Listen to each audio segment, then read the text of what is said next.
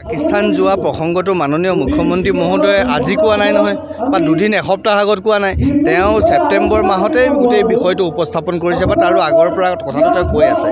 আমাৰ কথা হ'ল তেওঁলোকে সেই কথাখিনি গৌৰৱ গগৈ আগতেই কিয় ক'ব পৰা নাই। তেওঁ যে আজি কৈছে সংবাদমেল পাতি যে তেওঁ পাকিস্তান যোৱাটো সঁচা, তো প্ৰথম দিনাই কৈ দিলে গোটেই লেঠাটো শেষেই হৈ যায়। গোটেই কথাখিনি তেওঁ কৈ দিব পাৰিলেহেঁতেন, কিন্তু এতিয়া তেওঁ ফাঁকত পৰিলে। ফাঁকত পৰি তেওঁ কথাটো ক'ব লগা হৈছে। আৰু আটাইতকৈ ডাঙৰ কথাটো হৈছে তেওঁ বাৰে বাৰে এই প্ৰশ্নটো কৰিব খুজিছে যে মুখ্যমন্ত্ৰী মহোদয়ে তেওঁ সন্তান দুটিক কিয় টানি আছে, মুখ্যমন্ত্ৰী মহোদয়ে সন্তান দুটিক লৈ কিয় প্ৰশ্ন কৰিছে। কিন্তু আটাইতকৈ ডাঙৰ কথাটো হ'ল যে তেওঁ অসমৰ কাম কৰিব আহিছে। গৌৰৱ গগৈয়ে অসমৰ সভ্যতা সংস্কৃতি ৰক্ষা কৰিব আহিছে। অসমীয়া খিলঞ্জীয়া মানুহৰ ভূমি সুৰক্ষাৰ কথা ক'ব আহিছে। অসমীয়া খিলঞ্জীয়া মানুহৰ স্বভাৱ চৰিত্ৰ ঠিক কৰিম বুলি ক'ব খুজিছে, মানে সেইখিনি স্বকীয়তা বৰ্তাই ৰাখিব খুজিছে। অসমীয়া যুৱকক তেওঁ স্বাৱলম্বী কৰাৰ কথা কৈছে। তেওঁ দেখোন নিজৰ সন্তানকে অসমীয়া হোৱাৰ বা ভাৰতীয় হোৱাৰ গৌৰৱ দিব পৰা নাই। তেওঁ যদি নিজৰ জন্ম দিয়া সন্তান দুটিকে ভাৰতীয় কৰাব পৰা নাই বা ভাৰতীয় সজাব খোজা নাই, যোগ্য অসমীয়া হোৱাৰ পৰিচয় তেওঁ দিব পৰা নাই, তেওঁ যদি বিদেশী নাগৰিক বনাইছে, তেতিয়াহ'লে তেওঁ কোন সতেৰে কোন সাহসত তেওঁ অসমীয়াৰ কথা কৈছে, অসমৰ কথা কৈছে, ভাৰতৰ কথা কৈছে, খিলঞ্জীয়াৰ কথা কৈছে, অসমীয়াৰ মান অভিমানৰ কথা কৈছে, অসমীয়াৰ মৰ্যাদাৰ কথা কৈছে, অসমীয়াৰ সুৰক্ষাৰ কথা কৈছে। কেনেকৈ ক'ব? তেওঁ নাই, তেওঁ মনত নাই, তেওঁ মগজুত নাই, তেওঁ চিন্তাত নাই, তেওঁ ভাৱনাত নাই। থকা হ'লে নিজৰ সন্তানক, মই মোৰ সন্তানক যদি বিদেশত থৈ পেলাই বিদেশী নাগৰিকত্ব দি যদি মই অসমৰ কথা কওঁ, তেতিয়াহ'লে মোতকৈ বহুৱা আন বেলেগ হ'ব নোৱাৰে। তেওঁ বৰ অসমৰ কথা কয় নে বৰ অসম কথা ক'লে কি হ'ব? তেওঁ আচৰণত নাই নহয়।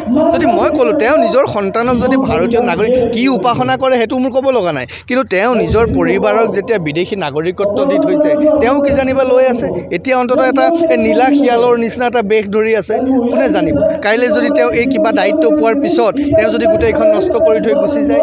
এডুইনা মাউণ্ট বেটেন আছিলে যিজনক ব্যৱহাৰ কৰি ভাৰতখন টুকুৰা কৰি দিলে, পাকিস্তান হৈ গ'ল। এতিয়াও একে E4 এডুইনা, আকৌ এবাৰ E4 এলিজাবেথ, একেইগৰাকী।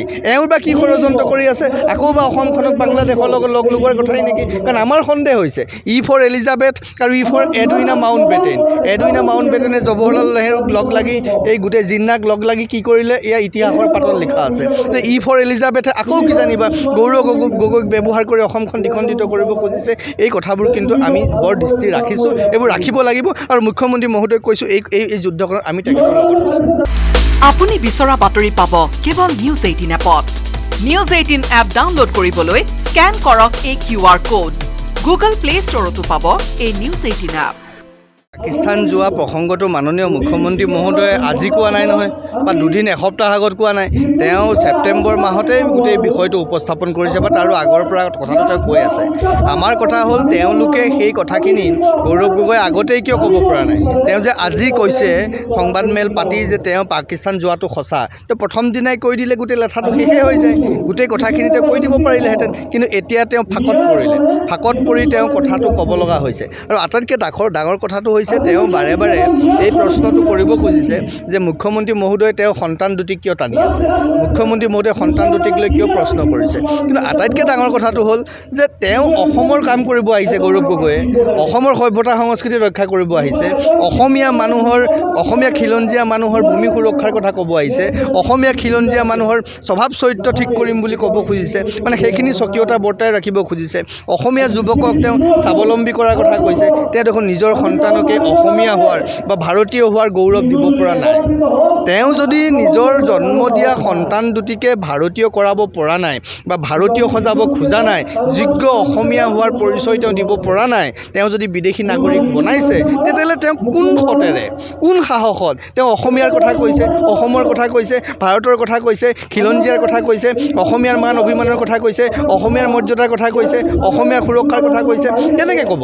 তেওঁ নাই, তেওঁ মনত নাই, তেওঁ মগজুত নাই, তেওঁ চিন্তাত নাই, তেওঁ ভাৱনাত নাই। থকা হ'লে নিজৰ সন্তানক, মই মোৰ সন্তানক যদি বিদেশত থৈ পেলাই বিদেশী নাগৰিকত্ব দি যদি মই অসমৰ কথা কওঁ, তেতিয়াহ'লে মোতকৈ বহুৱা আন বেলেগ হ'ব নোৱাৰে। তেওঁ বৰ অসমৰ কথা কয় নে বৰ অসম কথা ক'লে কি হ'ব? তেওঁ আচৰণত নাই নহয়।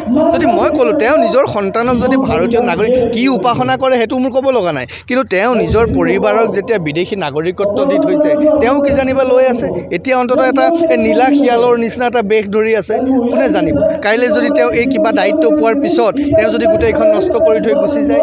এডুইনা মাউণ্ট বেটেইন আছিলে যিজনক ব্যৱহাৰ কৰি ভাৰতখন টুকুৰা কৰি দিলে পাকিস্তান হৈ গ'ল। এতিয়াও একে E4 এডুইনা, আকৌ এবাৰ E4 এলিজাবেথ, একেইগৰাকী। এওঁ বা কি ষড়যন্ত্ৰ কৰি আছে, আকৌ বা অসমখনক বাংলাদেশৰ লগত লগ লগোৱাৰ কথাই নেকি? কাৰণ আমাৰ সন্দেহ হৈছে E4 এলিজাবেথ আৰু E4 এডুইনা মাউণ্ট বেটেইনে জৱাহৰলাল নেহৰুক লগ লাগি এই গোটেই জিন্নাক লগ লাগি কি কৰিলে, এয়া ইতিহাসৰ পাতত লিখা আছে। E4 এলিজাবেথে আকৌ কি জানিবা গৌৰৱ গগৈক ব্যৱহাৰ কৰি অসমখন দ্বিখণ্ডিত কৰিব খুজিছে। এই কথাবোৰ কিন্তু আমি বৰ দৃষ্টি ৰাখিছোঁ, এইবোৰ ৰাখিব লাগিব। আৰু মুখ্যমন্ত্ৰী মহোদয়ক কৈছোঁ এই যুদ্ধখনত আমি তেখেতৰ লগত আছোঁ। আপুনি বিচৰা বাতৰি পাব কেৱল নিউজ 18 এপত। নিউজ 18 এপ ডাউনলোড কৰিবলৈ স্কেন কৰক এই QR কোড। গুগল প্লে ষ্টৰতো পাব এই নিউজ 18 এপ।